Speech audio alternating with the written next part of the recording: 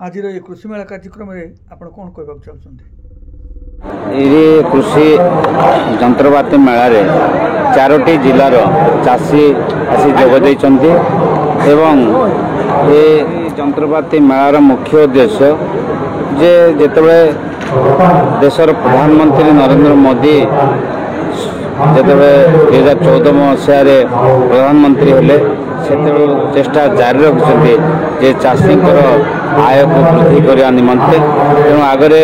जो देशी प्रणाली चाष करते से श्रमिकों बहु आवश्यक होता तेणु एवं चाष करने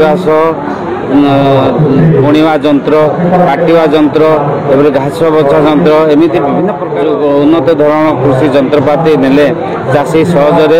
अल्प समय बहु जमी चाष करेंगे आय को वृद्धि करेंगे ये उद्देश्य कृषि जंत्रपाति मेला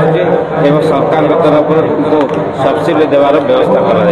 परिवर्तन अच्छी सब कथार परिवर्तन हम आगामी दिन सहजरे से किभली उपलब्ध हे से